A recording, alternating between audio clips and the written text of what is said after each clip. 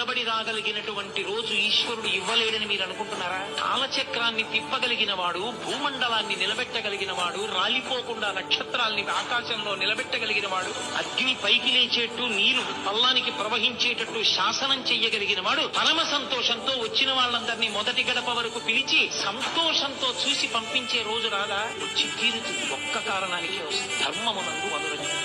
పరమేశ్వరుడికి నువ్వు ఎన్ని సేవలు చేశావు, ఎన్ని కిరీటాలు చేయించావు, ఎంత హుండీలో వేశావు ఎవరికి కావాలి? నువ్వు 7 కొండలు ఎక్కుతుంటే, నువ్వు రాజద్వారం దాటుతుంటే, నువ్వు ఆనంద నిలయంలో కెడుతుంటే స్వామి ప్రహృష్టవదనంతో వచ్చాడు రా నా కొడుకు, వాడు రా ధర్మమునందు అనురక్తి, వాడికి ప్రాణం రా వేదం అంటే, వాడికి ప్రాణం రా ఋషి ప్రోక్తం అంటే, వాడు నమ్మి చెప్పుకున్నాడు, నమ్మి ఆచరిస్తాడు రా అని పరమ సంతోషంతో ఆయన నిన్ను చూడాలి, నువ్వు ఆయన్ని చూడటం కాదు.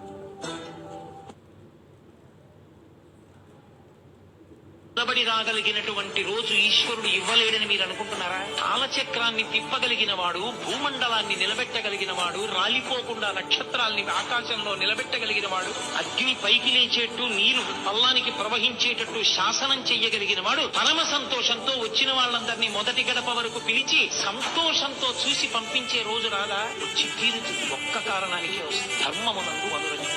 పరమేశ్వరుడికి నువ్వు ఎన్ని సేవలు చేశావు, ఎన్ని కిరీటాలు చేయించావు, ఎంత హుండీలో వేశావు ఎవరికి కావాలి? నువ్వు 7 కొండలు ఎక్కుతుంటే, నువ్వు రాజద్వారం దాటుతుంటే, నువ్వు ఆనంద నిలయంలో కెడుతుంటే స్వామి ప్రహృష్టవదనంతో వచ్చాడు రా నా కొడుకు, వాడు రా ధర్మమునందు అనురక్తి, వాడికి ప్రాణం రా వేదం అంటే, వాడికి ప్రాణం రా ఋషి ప్రోక్తం అంటే, వాడు నమ్మి చెప్పుకున్నాడు, నమ్మి ఆచరిస్తాడు రా అని పరమ సంతోషంతో ఆయన నిన్ను చూడాలి, నువ్వు ఆయన్ని చూడటం కాదు.